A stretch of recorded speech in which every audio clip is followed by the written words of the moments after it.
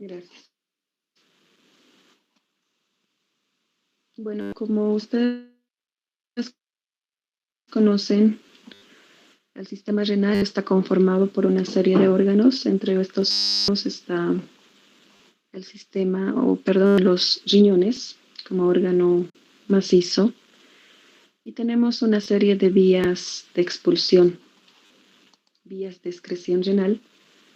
Y estas vías de excreción renal van a estar formados por los uréteres, la vejiga y la uretra. Ahora, es importante conocer cuál es la estructura histológica de estos órganos, ya que una vez que conocemos su estructura histológica, podemos identificar qué función cumple cada una. Por ejemplo, para el caso del sistema renal, para el caso de la fisiología renal, necesariamente se deben conocer cuáles son las estructuras de la nefrona, porque es la nefrona quien va a cumplir el proceso fundamental de la formación de la orina. Este sistema eh, tiene diversas funciones.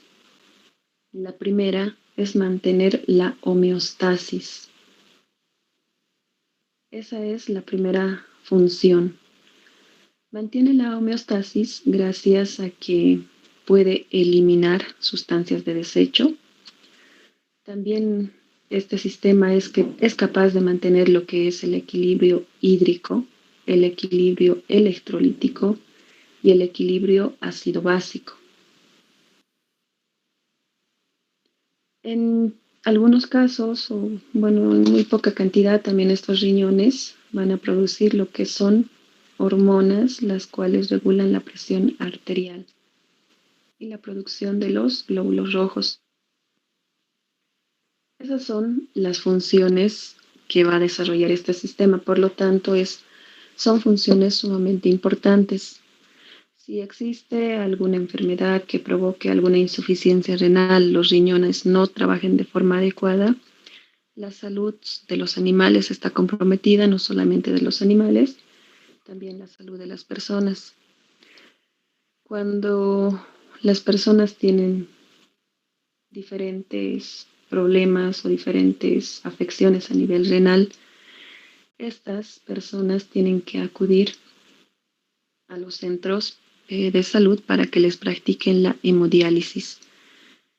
En la hemodiálisis se cuenta con unos aparatos que tienen la misma función que el riñón. Van a filtrar la sangre para eliminar partículas y sustancias de desecho. Y bueno, no está de más decir que estos procedimientos son sumamente caros. Si no me equivoco, más de 1.000 bolivianos cuesta cada sesión, no estoy segura, pero sí me habían indicado que son bastante costosos. Es por eso que la función renal es sumamente importante. Y bueno, para el caso de nosotros debemos cuidar estos órganos que cumplen esa función tan importante. Como habíamos indicado, estos órganos que forman parte de este sistema, tenemos al riñón, en el cual se forma la orina, y tenemos a las vías urinarias. Acá están los uréteres, la vejiga y la uretra. Con relación a la uretra, acá debemos hacer una diferencia en el caso de la uretra femenina y la uretra masculina. Vamos a comenzar por el primer órgano, el riñón. Vamos a ir recordando cuál es la estructura del riñón, estructura histológica.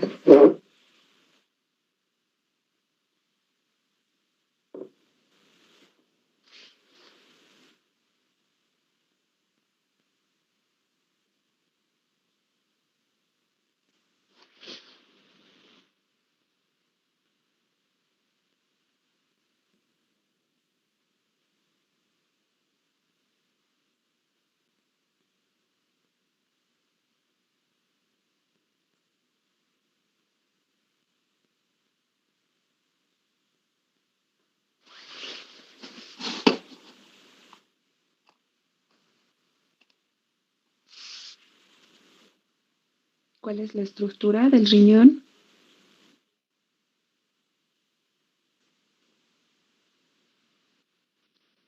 Mónica se escucha y se observa. Parénquima. El estroma es la parte estructural, el parénquima la parte funcional, y esta parte funcional del riñón es quien va a cumplir ese proceso importante. ¿Quién representa el parénquima del riñón? ¿La nefrona? La nefrona. ¿Apellido? Luna Titírico Ana Cecilia.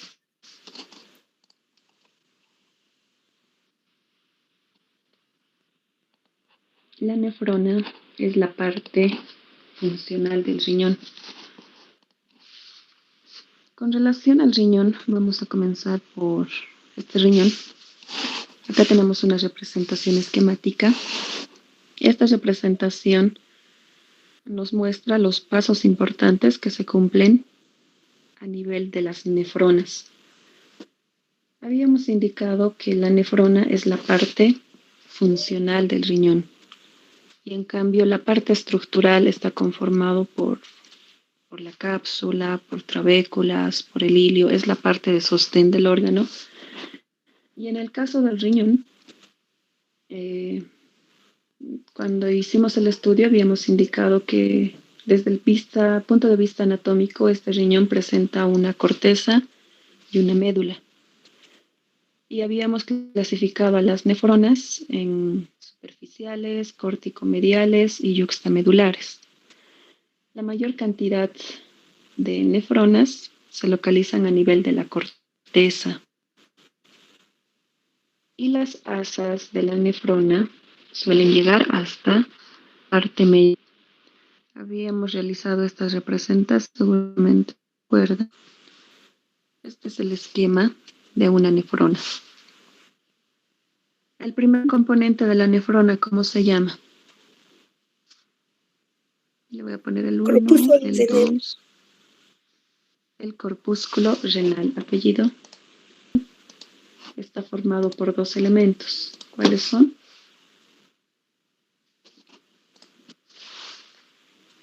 Glomérulo y cápsula de Bowman.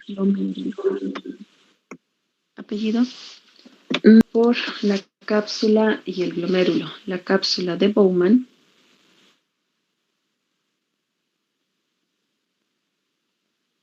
y el glomérulo renal. Este corpúsculo renal es también conocido como corpúsculo de Malpighi. La segunda estructura es el tubo contorneado proximal. Como número 3 tenemos al asa de Henle y como número 4 tenemos al tubo contorneado distal. Con relación a estas estructuras, el asa de Henle, la longitud del asa de Henle nos va a ayudar a clasificar a estas nefronas en nefronas largas de asa larga o nefronas de asa corta. Como pueden observar en esta representación,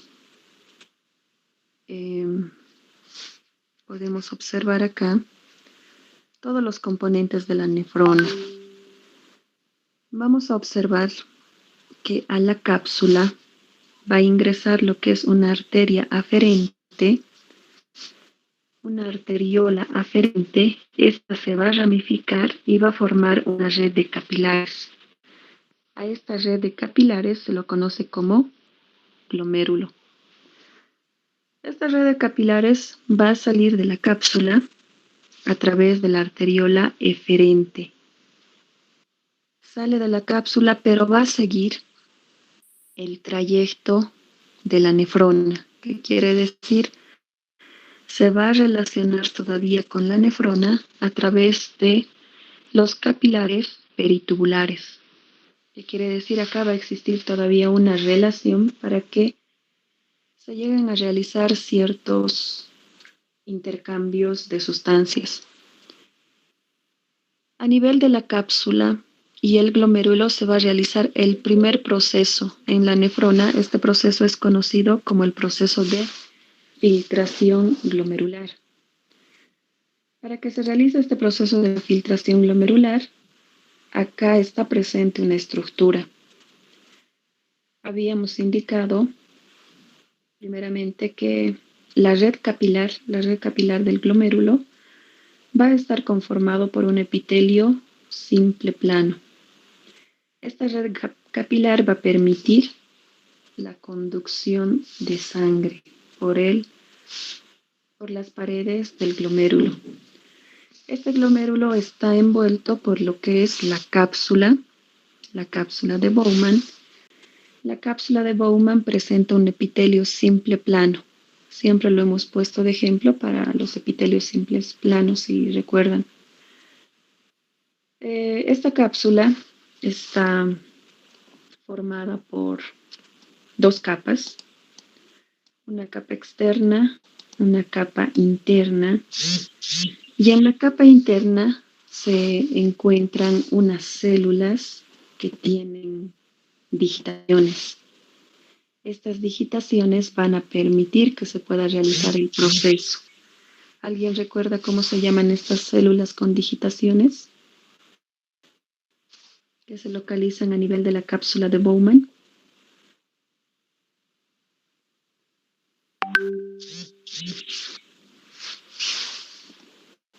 Estas células que ayudan en el proceso son conocidas como podocitos.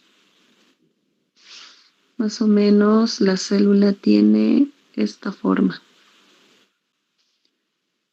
con digitaciones, con proyecciones. Estas células van a permitir a que se pueda realizar este proceso. Esa es la estructura a nivel de lo que es el corpúsculo renal. Ahora, ¿cómo se realiza este proceso?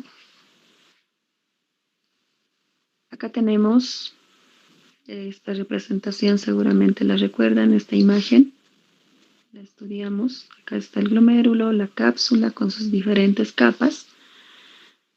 El proceso de la filtración se va a realizar gracias a que a nivel de la cápsula, a nivel del glomérulo, van a existir fuerzas de presión que van a favorecer a la filtración, y también existen fuerzas de presión que se oponen a la filtración.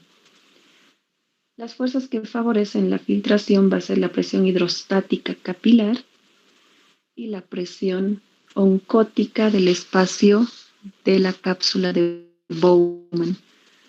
Como pueden observar en esta imagen, la primera fuerza se localiza a nivel de los capilares, en el número 1, la presión hidrostática capilar, y la número 2, la presión oncótica, se localiza a nivel del espacio que existe en la cápsula de Bowman.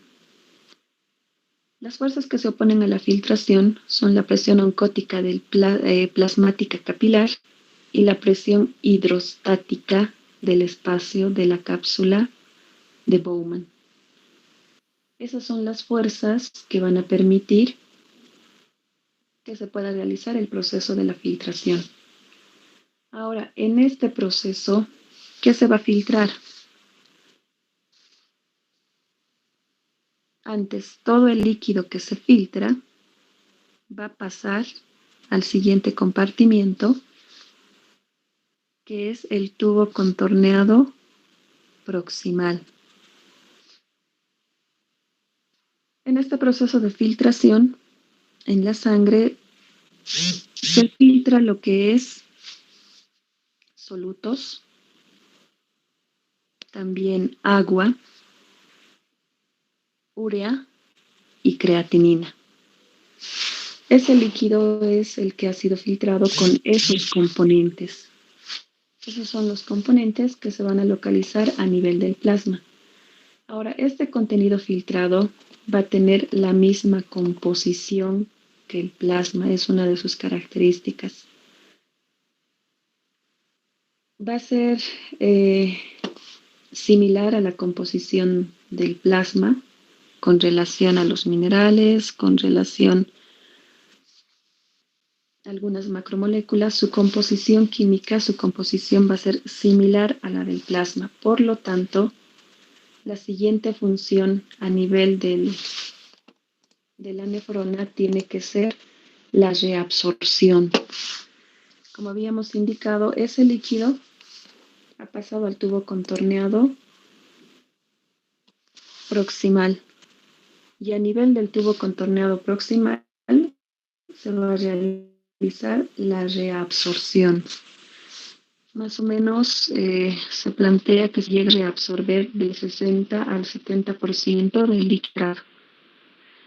Como podemos observar, este es el esquema principal. En el número 2 observamos que es el tubo contorneado proximal. Número 2, reabsorción. La reabsorción se realiza a nivel del tubo contorneado proximal y ese líquido que se está reabsorbiendo está pasando hacia los capilares peritubulares, está retornando al torrente sanguíneo. Esa va a ser la función del tubo contorneado proximal.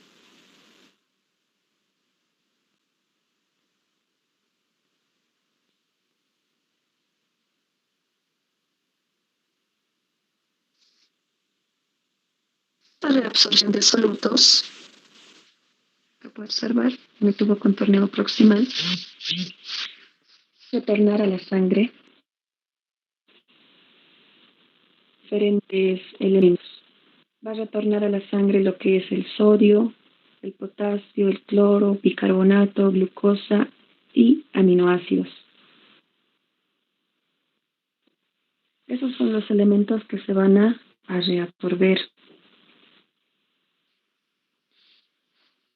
Ahora, esta reabsorción se realiza también gracias a las características que tiene el tubo contorneado proximal.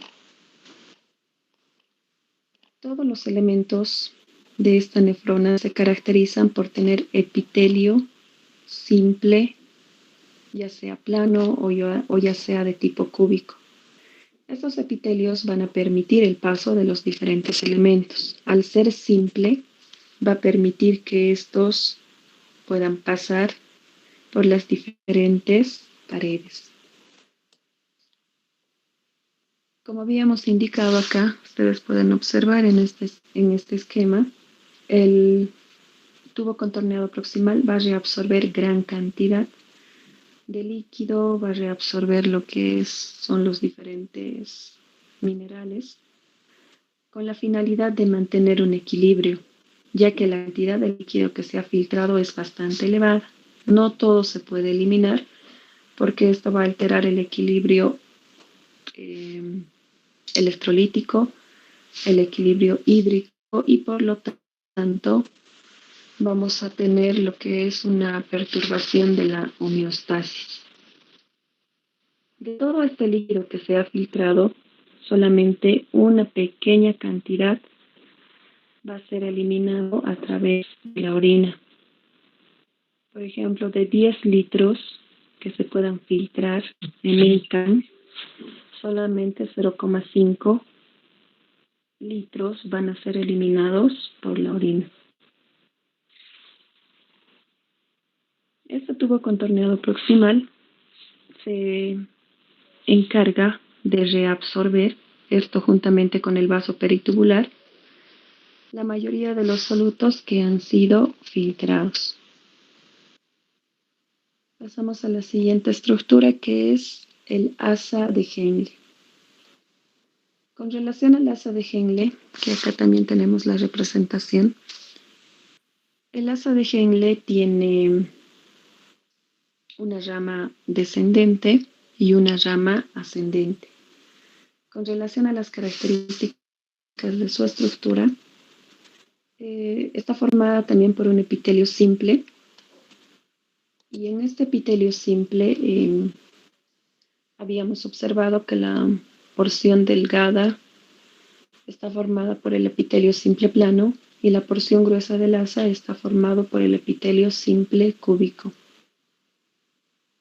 Esta rama ascendente se va a encargar de reabsorber sales, como por ejemplo tenemos al cloruro de sodio, y también una parte de la rama descendente se va a encargar de secretar lo que es urea. Y este proceso está representado también en la primera representación que observamos. Aquí vemos en la número 3,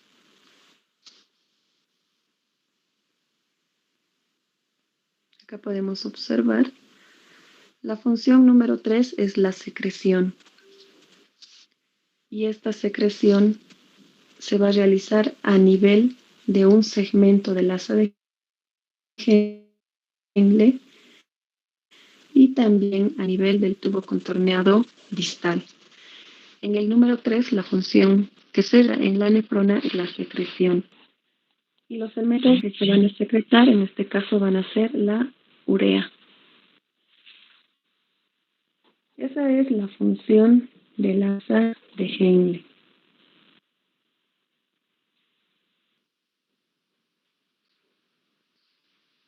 Pasamos nuevamente a la representación. En el asa de Henle habíamos indicado, tenemos dos porciones, una porción descendente, otra porción ascendente.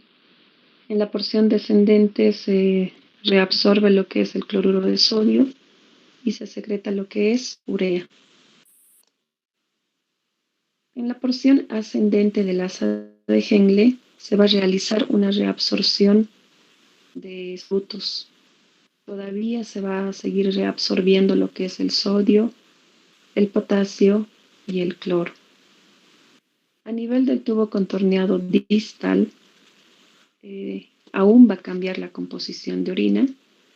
Acá hay reabsorción de sodio, también hay reabsorción de cloro, y acá el líquido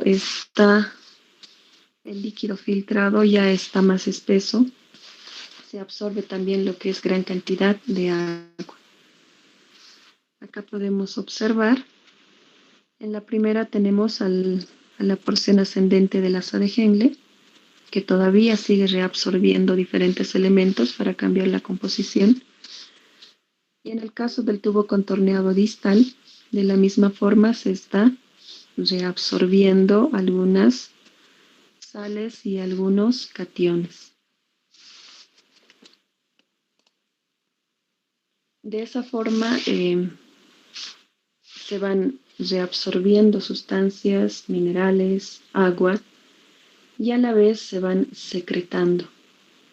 ¿Qué se secreta? Urea, se secreta también lo que es el ácido úrico. Ahora, una vez que este elemento viaja a través de los diferentes tubos y llega al tubo contorneado distal, este tubo contorneado distal se va a conectar con otro tubo o con otro conducto. ¿Cuál es?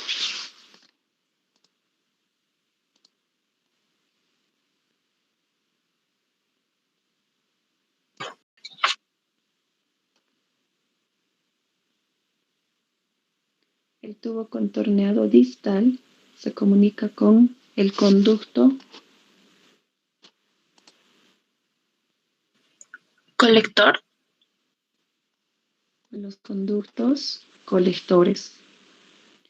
Y los conductos colectores se comunican con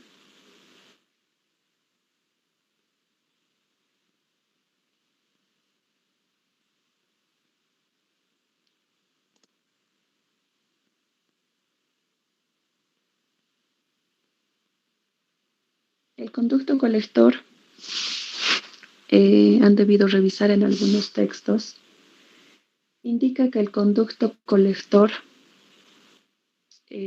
no es parte de la nefrona, pero en el conducto colector todavía se realizan cambios en la orina. Acá pasamos al conducto colector. El conducto colector va a tener dos regiones. Uno va a ser el medular externo, otro va a ser el medular interno.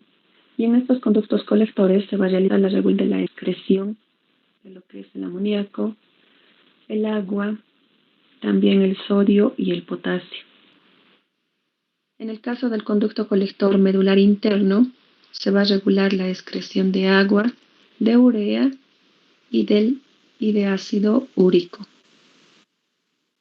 Cuando realizamos el estudio de la nefrona o del parénquima, habíamos indicado que la nefrona y el conducto colector son componentes del parénquima. En el conducto colector todavía en la composición de la orina hay cambios. Habíamos indicado también, pero el conducto colector no es parte de la nefrona.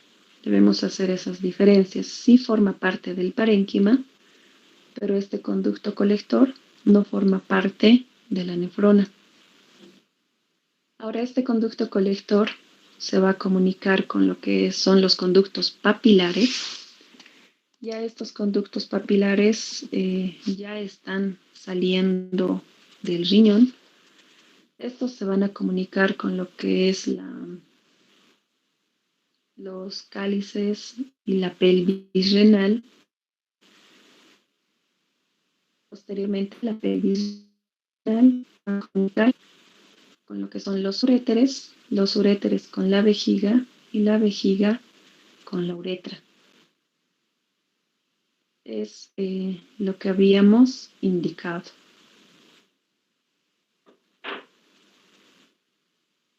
Esa es la función que se realiza a nivel renal.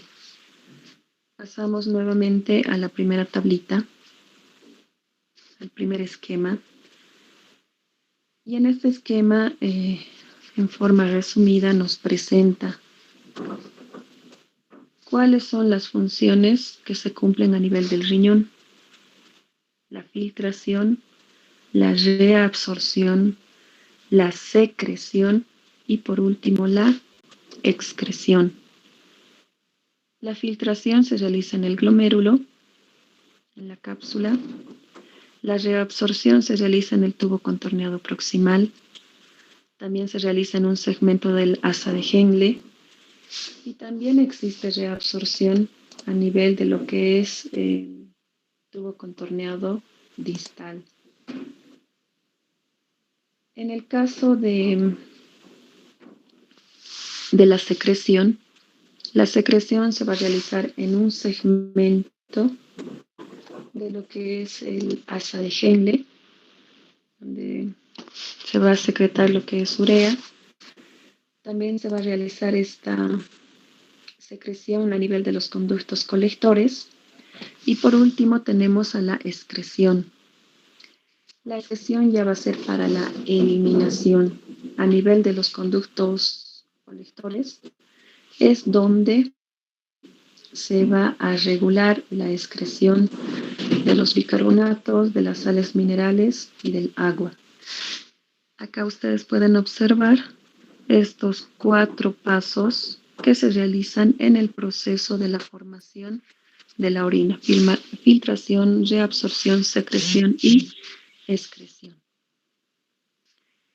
Claro, para que se realice este proceso, necesariamente las nefronas tienen que estar siempre en relación con vasos sanguíneos, en este caso con los capilares peritubulares. Se llaman peritubulares porque van a viajar en el trayecto de las nefronas, ya que tiene que existir un intercambio entre el vaso y la nefrona.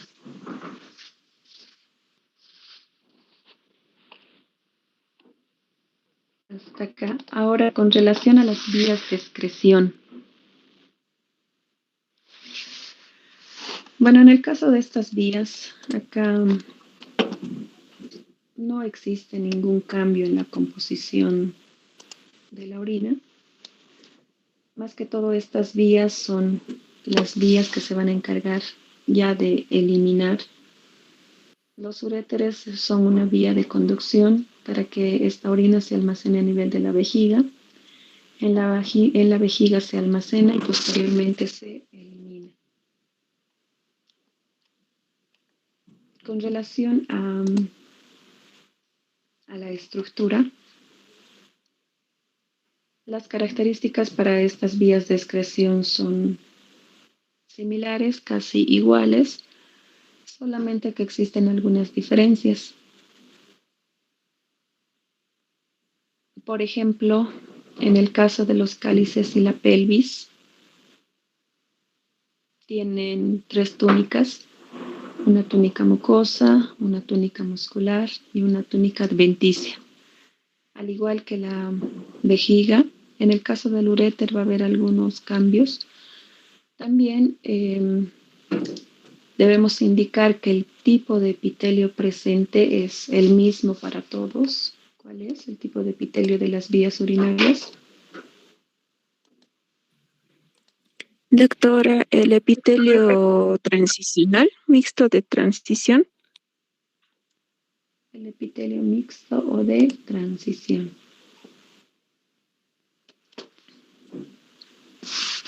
Leni Lucena. Sí, doctora. Leni Rusena Limachi Pacoricona. Sí. El epitelio es transicional. También podemos indicar que en el caso de la túnica muscular, bueno, antes, el epitelio es más delgado en la pelvis, tiene mayor grosor al nivel de los uretes y en la vejiga. Con relación al tejido muscular, está formado por 2 capas, a excepción de la vejiga. También en el caso de la vejiga existe lo que es la muscular de la mucosa. Bueno, esas son las características generales que habíamos indicado. Y en el caso de estas vías de excreción, acá la orina no sufre ningún cambio. La orina se mantiene con su misma composición una vez que pasa por los tubos colectores. Ya estas vías solamente se van a encargar de eliminar y almacenar. Lo que se debe conocer en este capítulo es el proceso de la filtración. Acá ocurre la filtración, la reabsorción, la secreción y la regulación de la excreción. Ahora, estos procesos que se realizan a nivel de la nefrona van a regular el equilibrio hídrico, van a regular el equilibrio electrolítico y van a regular el equilibrio ácido-básico. Esos son algunos de los aspectos que quería indicar en este capítulo y recordar en este capítulo del sistema urinario. Ahora voy a pasar a lo que es sistema respiratorio. De la misma forma voy a ir indicando algunos aspectos. Un momento, por favor.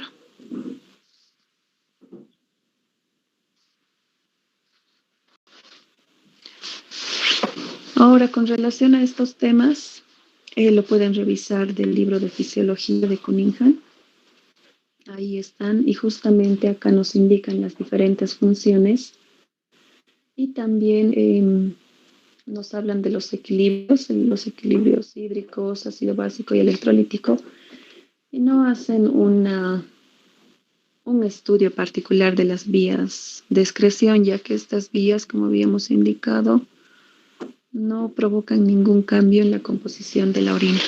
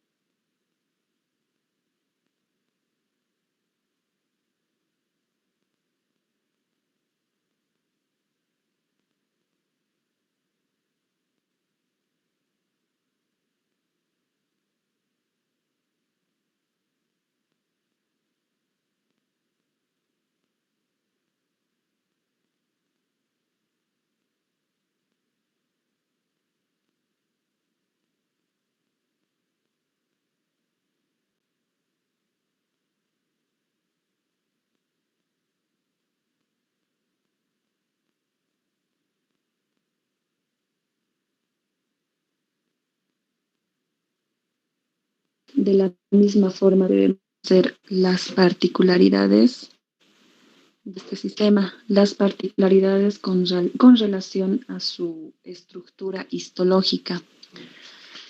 Debemos hacer estas particularidades ya que cada uno de estos segmentos, de estas regiones que habíamos estudiado, cumplen una función. En el caso del parénquima de los diferentes órganos, es el parénquima quien cumple la función. Y quizás algunos decían, pero ¿para qué aprendemos estas estructuras? Por ejemplo, habíamos estudiado a la nefrona, habíamos estudiado a los alvéolos. En el caso de las glándulas, de la misma forma, hemos estudiado a las glándulas de los órganos hematopoyéticos y cada uno cumple una función. El parénquima de estas estructuras se caracterizan por cumplir la función. Es por eso que desde la parte histológica lo primero que debemos identificar es la parte del parénquima y el parénquima cumple la función en los diferentes sistemas. Voy a pasar a compartir pantalla.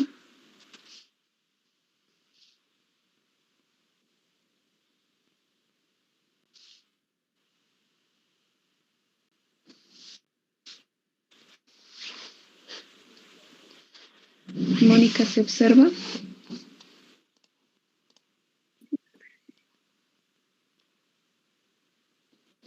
¿Yahar se observa? Sí, doctora. Gracias. Bueno, ¿alguien que me pueda indicar cuáles son las particularidades del sistema respiratorio? Adelante.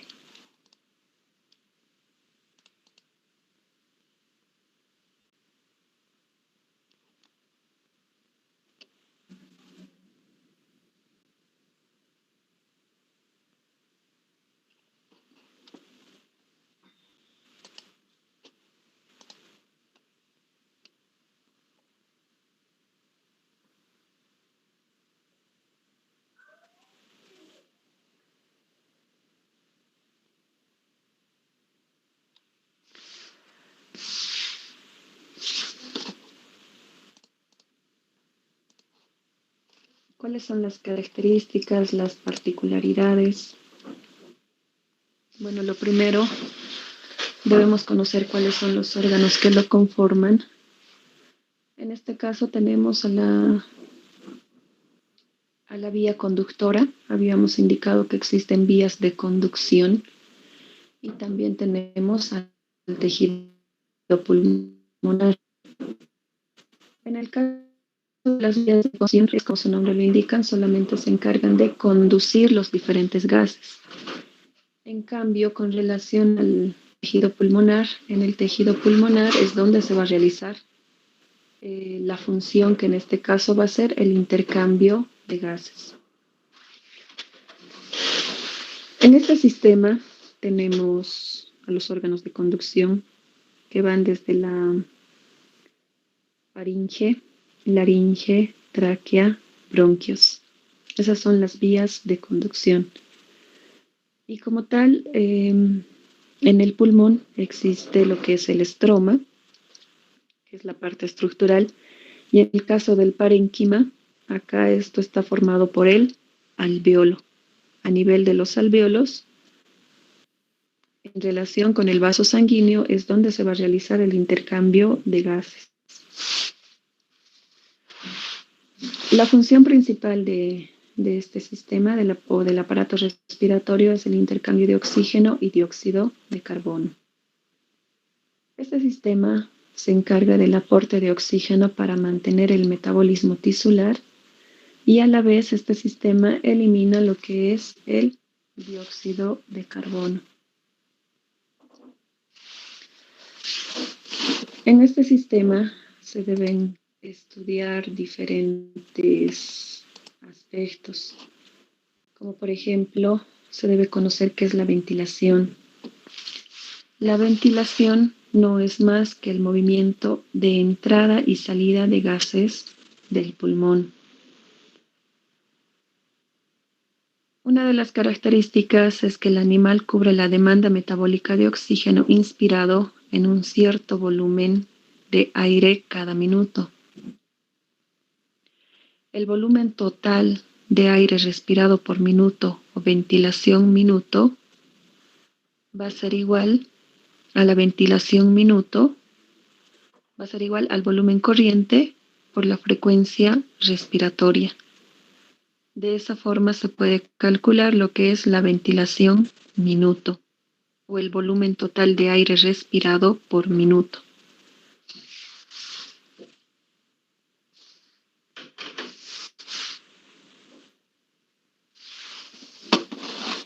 Ahora, para hablar de algunas particularidades, a nivel de las estructuras del sistema respiratorio, se tiene lo que es el espacio muerto anatómico y el espacio muerto alveolar. Estos espacios van a generar lo que es el espacio muerto fisiológico. Por ejemplo, habíamos indicado, esto se representa en este esquema. Acá tenemos un pequeño segmento de lo que son los bronquios, bronquiolos y de lo que son los alveolos. Podemos observar acá los diferentes alveolos. Estos alveolos necesariamente tienen que estar en relación con un vaso sanguíneo y es ahí donde va a existir intercambio. Ahora, si existe algún alveolo que no está en relación con un vaso sanguíneo, a esta estructura se la va a considerar como un espacio muerto alveolar. También tenemos el espacio muerto anatómico.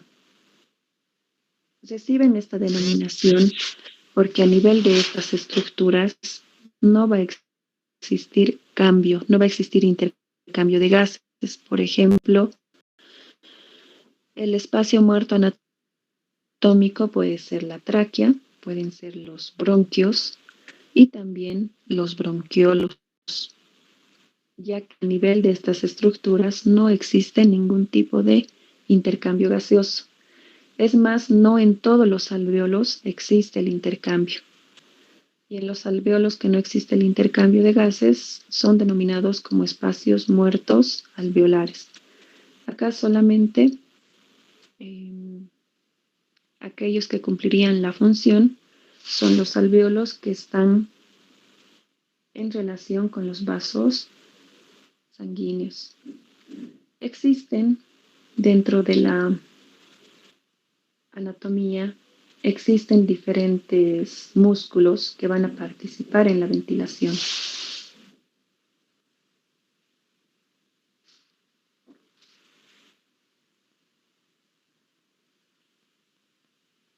Estos músculos que participan de la ventilación, tenemos a los músculos intercostales externos, tenemos al diafragma, tenemos a los músculos que unen el esternón con la cabeza, tenemos a los músculos abdominales y a los músculos intercostales internos. Estos son los músculos que van a participar de la ventilación. Ahora, estos músculos respiratorios van a trabajar para que el pulmón pueda distenderse, pueda expandirse y van a superar la resistencia por fricción al aire.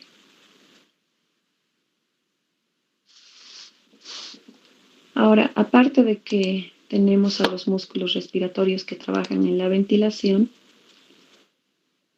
otra de las características que permite el trabajo coordinado de este intercambio de gases, de esta ventilación, va a ser la elasticidad que presentan los pulmones. Dentro de la elasticidad pulmonar, acá se debe hablar de la estructura primeramente. A nivel del pulmón, si bien el pulmón es un órgano macizo, dentro de su estructura va a tener componentes elásticos, como por ejemplo acá van a estar presentes las fibras de elastina. Esto va a permitir la elasticidad pulmonar. Aparte de esta elasticidad a nivel del pulmón, se encuentra lo que es el líquido surfactante. Este líquido surfactante ejerce una fuerza de presión o de tensión superficial. Acá ustedes pueden observar tenemos primeramente la estructura de lo que es un alveolo.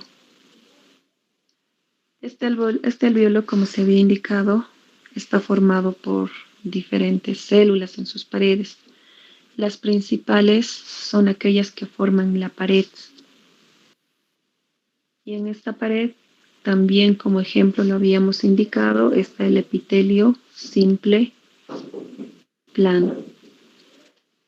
También alrededor de estas paredes se encuentran otro tipo de células, como por ejemplo están los siderófagos, los que se encargan de atrapar diferentes partículas de polvo. Ahora dentro de la pared del alvéolo está presente lo que es el líquido surfactante. En la parte interior podemos observar la presencia de este líquido surfactante, el cual está organizado en forma de monocapa. El líquido surfactante va a permitir que se ejerza una fuerza de tensión superficial, lo cual va a favorecer a lo que es el intercambio de gases.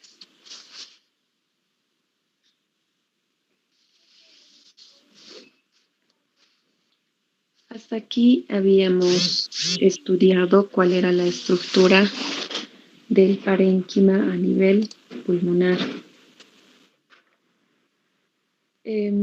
Para el caso de los alvéolos, para el caso de estas estructuras, acá no existe diferencias entre las especies animales. En el caso del pulmón, habíamos indicado que, bueno, la característica, la estructura histológica es general. Ya para el caso de otros órganos tubulares, acá existe diferencias en su estructura, como por ejemplo en el caso de la tráquea, de los bronquios. En el caso de estos otros órganos, habíamos estudiado que algunos están formados por anillos cartilaginosos completos en algunas especies y en otras especies el cartilaginoso es incompleto. Estos llegan a formar como una especie de U. Con relación a la faringe es un órgano tubular que está formado en su estructura por cartílagos. Si bien tiene las diferentes túnicas, que es la mucosa, la submucosa y la adventicia, en sus paredes hay presencia de tejido cartilaginoso. Y en el caso de los mamíferos, la laringe es considerada el órgano de la fonación. En el caso de las aves, el órgano de la fonación se localiza a nivel de la tráquea, en una estructura que se conoce como siringe. Esas son algunas particularidades que habíamos indicado. Los bronquios tienen la misma estructura que la tráquea. Los bronquiolos ya tienen una estructura diferente. Tenemos a los bronquiolos terminales y a los bronquiolos respiratorios. Ya en su estructura, como estos son de menor calibre, sus paredes van a ser diferentes a las anteriores. Son algunas características que habíamos estudiado. Esas son las particularidades así generales. En el caso de este sistema, también cumplen funciones importantes. Dentro de estas funciones, bueno, la primera va a ser el intercambio de gases. También van a participar en mantener la homeostasis. Aquí también se controla lo que es el equilibrio ácido-básico, pero a nivel de este sistema. Este equilibrio ácido-básico no solamente es controlado por el sistema urinario, también por el sistema digestivo, también por el sistema respiratorio.